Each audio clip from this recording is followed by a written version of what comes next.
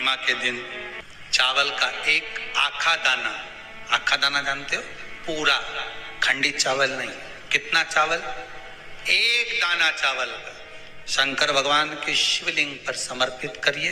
एक बेलपत्र जिसका डंडी का मुख अपनी ओर हो, जहां से चावल चढ़ाया है, उस चावल के ऊपर अपनी कामना कर रख दीजिए और चंद्रमौली भगवान का स्मरण करिए। कौन से भगवान? शंकर भगवान का सर्वश्रेष्ठ सुंदर नाम है चंद्रमौली। चंद्रमौली भगवान का स्मरण करिए, अपनी कामना कर बेलपत्र समर्पित कर शिव जी पर एक लोटा पानी, एक जल पात्र समर्पित करो, कलश से जल चढ़ा दीजिए, नैनों में वो जल लगाकर अपनी कामना कर वापस घर को आइए। अगली पूर्णिमा आएगी, जो कामना करी है मेरा चंद्रमौली भोलेनाथ उसे पूर्ण कर ही देगा। आप सभी को सुंदर पूर्णिमा की बहुत बहुत बधाई हो। बाबा विश्वनाथ की कृपा आप पर सदा बनी रहे। आ गया पूर्णिमा की रात्रि, बड़े से बड़ी बीमारियां, बड़े से बड़े रोग, बड़े से बड़े कष्ट इस पूर्णिमा की रात्रि को छूट जाते। दमे की बीमारी, श्वास की बीमारी, अनिद्रा की बीमारी, रात्रि को जगना, ये सारी बीमारियां पूर्णिमा की रात्रि को अगर व्यक्ति अपने जीवन को सुखमय बनाए, अपने जीवन को आनंदमय बनाए तो सब छूट सकता। पूर्णिमा की रात्रि को पीपल के पत्ते 5 लेकर उसके ऊपर खीर डालकर रात्रि को खा लेने से महाराज दमे की बीमारी, श्वास की बीमारी रुक जाती है। वो बीमारी बढ़ती नहीं है, उससे कष्ट नहीं होता। जिन बच्चों के नेत्र कमजोर होते हैं, रोशनी कमजोर होती है, पूर्णिमा के दिन रात्रि को 12 बजे भगवान चंद्रदेव का दर्शन कराइए। 5 से 7 मिनट तक नयन मिलाए चंद्रदेव के साथ और बाद में एक पीपल के पत्ते पर खीर जो चंद्र के नीचे रखी हुई है उसी खीर को चटा दीजिए। फिर चंद्र का दर्शन कराओ, फिर खीर को चटा दीजिए। महाराज नयन की ज्योति बढ़ती है, नींद नहीं आती तो निंद्रा देवी प्रवेश करती है, निंद्रा अच्छी आती है, आनंदित होता है। महाराज जिस व्यक्ति के शरीर में गांठ पड़ जाती हो, शरीर काला पड़ जाता हो, चट्टे पड़ जाते हो या दांत खाज खुजली हो जाता हो, उसके लिए भी पूर्णिमा की रात्रि को 12 बजे महाराज भगवान चंद्रदेव के लिए 21 दिए जलाए जाते हैं। उस 21 दिए की कालोच एक थाली में इकट्ठी करी जाती है, कालोच को इकट्ठी कर शरीर में गाय के घी के साथ में जहां जहां जगह पर चट्टे हैं, गांठ है, वहां लगाया जाता है। उसको 5 या 7 दिन लगाइए। उसके बाद में रोज प्रतिदिन लगाने के आधे घंटे बाद स्नान कर लीजिए, आराम लगना प्रारंभ हो जाता है। आज पूर्णिमा की रात्रि से लेकर कार्तिक पूर्णिमा की रात्रि के बीच में जो दामोदर भगवान का, कृष्ण का, शिव का मंगल आनंद करेगा, अभिषेक करेगा, पूजन करेगा, स्मरण करेगा, उसके सारे दुख दरिद्र दूर हो जाएंगे। रात्रि को आप बड़े प्रेम से खीर बनाओ, चंद्रदेव की साक्षी में रखो, भोग लगाओ भगवान श्री हरि को।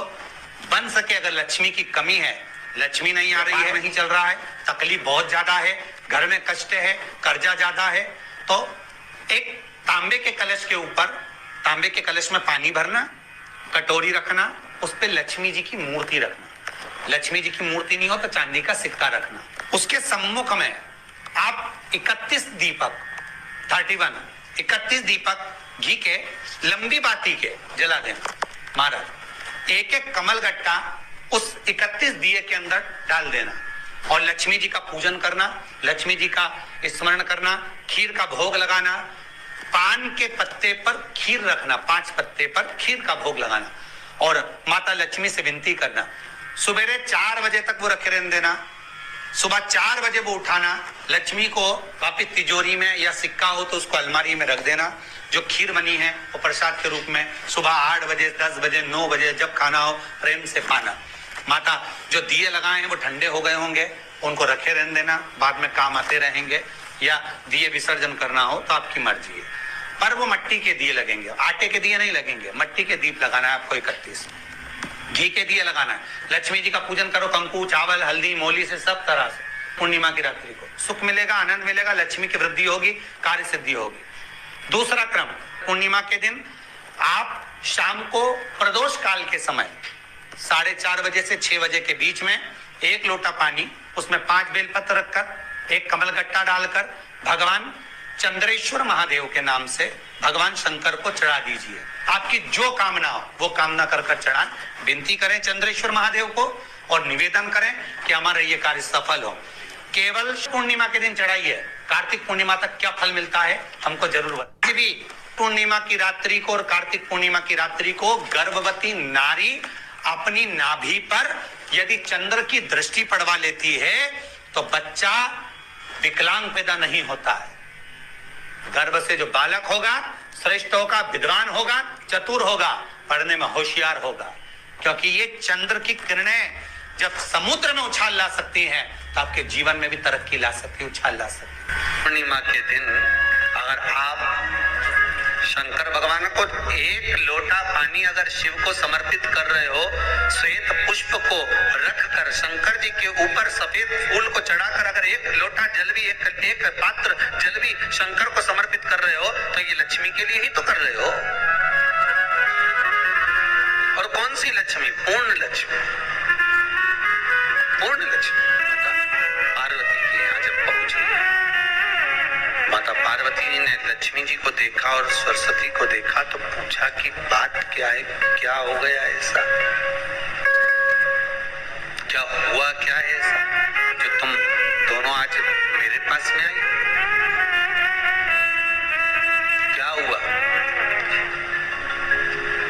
पार्वती जी कुछ बोलती, शिव जी का ध्यान माता सरस्वती की ओर और लक्ष्मी की ओर गया और भगवान शंकर जान गए कि आज भगवान नारायण ने लक्ष्मी जी को अपूर्ण कहा है।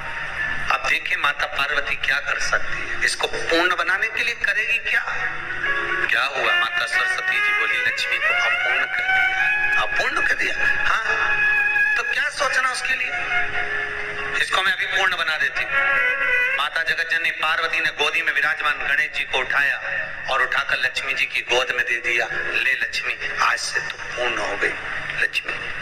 अगर बीमारी के लिए कोई उपाय करें तो कौन सी प्रदोष पर करें, और लक्ष्मी के लिए कोई उपाय करें तो कौन सी प्रदोष पर करें? तो अच्छे से सुन लेना भाइयों। शुक्ल पक्ष में जो प्रदोष पड़ती है वो लक्ष्मी की वृद्धि के लिए होती है। कृष्ण पक्ष में जो प्रदोष पड़ती है वो रोग और बीमारी को मिटाने की होती है। तो जितने उपाय आपको प्रदोष के बताए जाते हैं उस हिसाब से आप करो कि शुक्ल पक्ष की प्रदोष है तो लक्ष्मी का कोई उपाय करना है तो हमें शुक्ल पक्ष की प्रदोष पे करना है। अगर हमें बीमारी से निपटने का कोई इलाज करना है या कोई उपाय करना है तो उसको कृष्ण पक्ष की प्रदोष पर करना है। अब शुक्ल पक्ष की प्रदोष, उसकी प्रदोष का दिन था, बैठा हुआ था।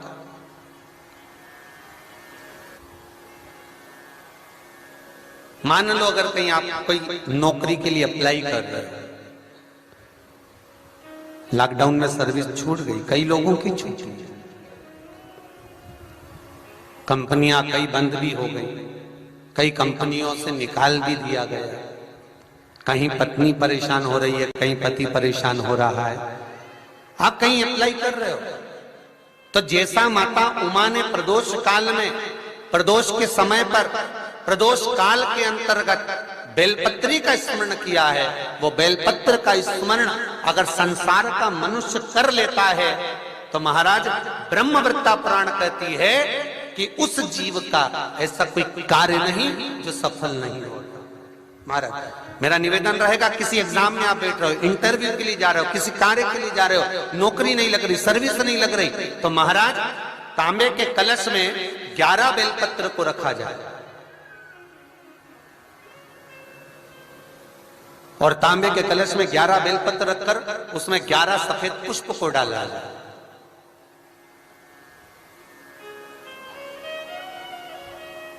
लाल चंदन घिसकर कटोरी में लेकर जाइए। प्रदोष के दिन, शुक्ल पक्ष का जो प्रदोष पड़ जाए उसके दिन शंकर के शिवलिंग पर लाल चंदन लपेटने से पहले शंकर की जो जलाधार,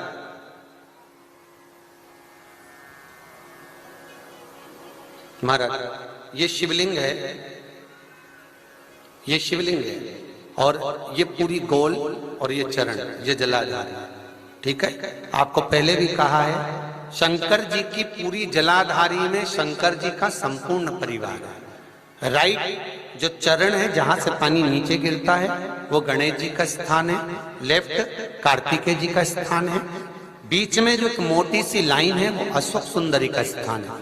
जहां पर शिवलिंग रखा हुआ है ये माता जगत जननी जगदम्बा का हस्त कमल है। शंकर भगवान को मां अपने हस्त कमल पर रखी हुई है। ऊपर से जो बूंद बूंद पानी जलाधारी से नीचे गिर रहा है ये शंकर भगवान की 5 लड़कियां हैं, जया, विषहरा, सामरीबारी, दोतली और देव। ये ऊपर से बूंद बूंद जल क्रीड़ा शंकर जी के साथ में करती हैं। शंकर भगवान का संपूर्ण परिवार जलाधारी में विराजमान है। शिव महापुराण कहती है, माता उमा का चरित्र कहता है, कोई एग्जाम में बैठ रहे हो, कोई कंपटीशन एग्जाम में बैठ रहे हो और चाहते हो कि मेरी नौकरी इसमें लगना ही चाहिए, तो लाल चंदन का लेपन आपको इस पूरी जलाधारी पर करना है। लाल चंदन का लेपन पूरी जलाधारी पर करना। और महाराज जी जिस कलश में आपने घर से 11 बेलपत्र और 11 सफेद पुष्प जल के अंदर डालकर लाए हो, उसको आप चढ़ाएंगे तो इस तरह से चढ़ाएंगे कि उसका भाग हमें दिखे चढ़ते समय। ऐसे नहीं चढ़ाना, उसको चढ़ाते समय इस तरह से चढ़ाएं कि वो जल का भाग हमारी ओर गिरता हुआ।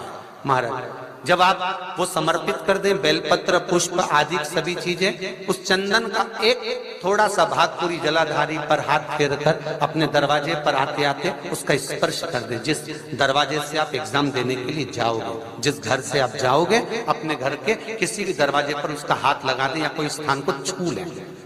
जिसको आप दरवाजे को खोलकर दरवाजे को स्पर्श कर कर या दीवार को छूकर या अलमारी को छूकर, जिसको भी छूकर आप जाओगे उसका स्पर्श कर लेना, फिर आपको कुछ नहीं करना है। शिवाय नमस्तुभ्यं। दोस्तों हर हर महादेव। 14 मार्च पूर्णिमा के दिन उपाय अवश्य करें।